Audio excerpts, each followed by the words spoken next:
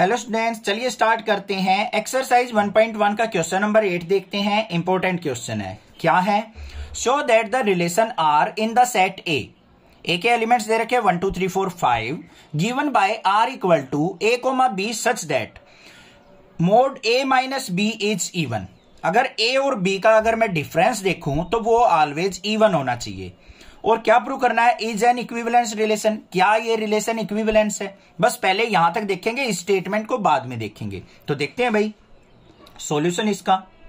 सबसे पहले सेट ए देखो बच्चों, क्या दे रखा है हमें 1 2 3 4 5 और रिलेशन क्या दे रखा है? ए और बी के बीच में रिलेशन दे रखा है such that mod a minus b जो है इवन होना चाहिए। दोनों का डिफरेंस का मोड क्या आना चाहिए? इवन नंबर आना चाहिए। ऐसे पेयर बनाने हमें, बना लो भाई।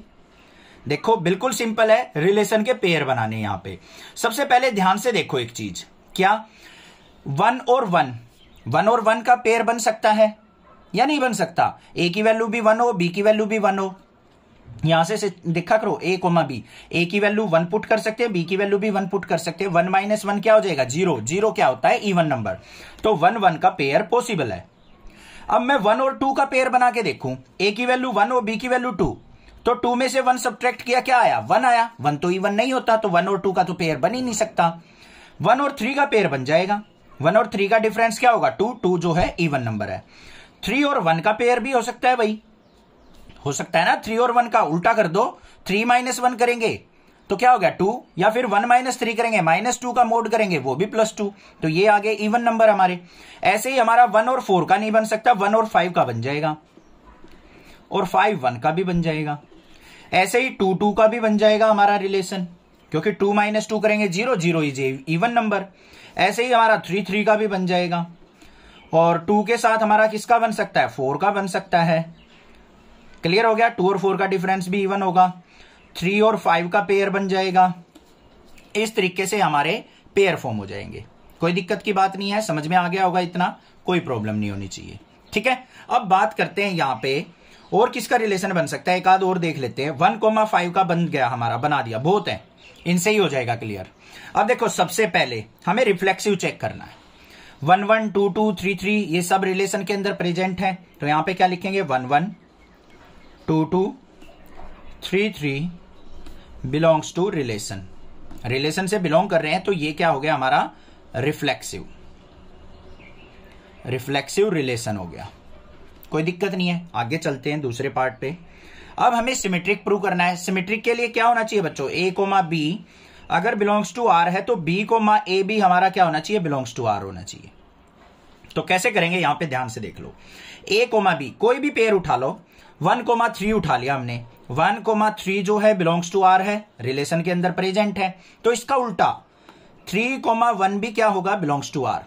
1 का 3 का डिफरेंस देख लो या 3 1 का डिफरेंस देख लो, ऑलवेज इवन नंबर होगा और रिलेशन से बिलोंग कर रहा है। तो ये क्या हो जाएगा? So this is symmetric. Third part देखते हैं। भाई थोड़ा सा दिमाग ज्यादा लगाना पड़ेगा रिलेशन एंड फंक्शन में, ये मत सोचना इतना इजी चैप्टर है। बच्चे तो इसको छोड़ ही देते हैं, बट मैं फिर भी इसको इजी करके ट्राई करने की कोशिश कर रहा हूं कि आपको अच्छे से समझ में आ जाए। तो एक बार इंट्रोडक्शन देख के देन क्वेश्चन करेंगे ना, तो हो जाएगा क्लियर। 3 ही तो चीज है पूरी एक्सरसाइज में, रिफ्लेक्सिव, ट्रांजिटिव और सिमेट्रिक। तो 3 ही पॉइंट याद करने हैं आपको, समझने हैं इंट्रोडक्शन से, पूरी एक्सरसाइज कंप्लीट हो जाएगी। अब यहां पे हमें सिमेट्रिक देखना है। ओ सिमेट्रिक तो हो गया। ट्रांजिटिव, ट्रांजिटिव के लिए क्या होता है? ए कोमा बी अगर बिलोंग्स टू आर है और बी कोमा सी हमारा बिलोंग्स टू आर है, तो ए और सी का पेयर भी हमारा क्या होना चाहिए? बिलोंग्स टू आर होना चाहिए। तब हम उसको क्या कह सकते हैं? ट्रांजिटिव। तो पहले ए कोमा बी देख लो भाई। ए कोमा बी ले लिया, मान लो 1,3 ले लिया मैंने। 1,3 बिलोंग्स टू आर। अब 3 का 5 के साथ भी, ये भी बिलोंग्स टू आर है। हमें ऐसी वैल्यू उठानी है, यहां से देखो बी और बी सेम होने चाहिए। तो यहां पे ये 3 था, ये भी 3 के साथ पेयर होना चाहिए हमारा। अब 1 और 5 भी हमारा क्या होना चाहिए? बिलोंग्स टू आर होना चाहिए। 1 5 बिलोंग्स टू आर। देखो भाई 1 और 5 भी है हमारा बिलोंग्स टू आर, तो ये क्या हो जाएगा? So this is transitive. This is transitive. बस ये चीज हो गई, हमारा पहले का सॉल्यूशन हो गया, पहले पार्ट का। आगे देख लेते हैं और क्या पूछ रखा है। So that all the elements 1 3 5 are related to each other. यहीं तक रुको। उसने क्या कहा है, एक सेट है 1 3 5 का, वो आपस में एक दूसरे से रिलेट करते हैं। बिल्कुल कर रहे हैं। क्यों कर रहे हैं, हमें इनका डिफरेंस क्या होना चाहिए बच्चों, इवन नंबर। 1 का 3 का भी इवन नंबर आएगा डिफरेंस, 1 5 का भी, 3 5 का भी और 5 1 का भी, सब आपस में डिफरेंस क्या दे रहे हैं, इवन नंबर दे रहे हैं। तो यहां पे क्या लिख देंगे, 1 3 5 are related to each other, related to each other. अब रीजन लिखना है यहां पे, as difference between them is even. उनके सारे एलिमेंट्स का आपस में डिफरेंस क्या है, इवन नंबर है, इसलिए वो रिलेट कर रहे हैं। अब 2,4 देख लो, 2,4, 2 और 4 का डिफरेंस क्या है, इवन नंबर। 4,2 का भी डिफरेंस क्या है, इवन नंबर। तो यहां पे 2 4 भी क्या है, are related to each other.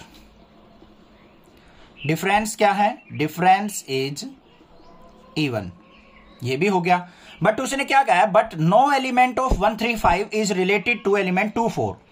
1 3 5 2 4 के साथ रिलेट नहीं करते, बिल्कुल नहीं करते भाई। ध्यान से देखो, 1 और 2 का डिफरेंस देखो, 1 होता है, इवन नंबर नहीं होता तो रिलेशन बना ही नहीं। 3 और 4 का देख लो, इनके बीच में भी डिफरेंस 1 का है, ये भी रिलेशन नहीं बन रहा है। 5 और 2 का देख लो, डिफरेंस कितना आ रहा है, 3, ओड नंबर होगा। तो इन तीनों एलिमेंट्स का इनके साथ डिफरेंस ऑलवेज ओड नंबर होगा, तो इनका रिलेशन इसके साथ नहीं हो सकता। तो यहां पे क्या लिखेंगे, 1 3 5 एंड 2,4। इस तरीके से लिखना, मिडल ब्रैकेट में लिख लेना इनको, क्योंकि सेट है ना, इस तरीके से भाई। Not related as difference between them is odd. तो इनके बीच में क्या है, ओड डिफरेंस है, इसलिए वो आपस में रिलेट नहीं करेंगे। ये 3 बातें लिखनी है आपको लास्ट में। समझ में आ गया होगा क्वेश्चन, कोई दिक्कत नहीं है। कोई डाउट हो तो आप मुझसे पूछें, अदरवाइज चैनल को सब्सक्राइब कीजिए, लाइक कीजिए और शेयर कीजिए। Thank you students for watching your channel. Next class is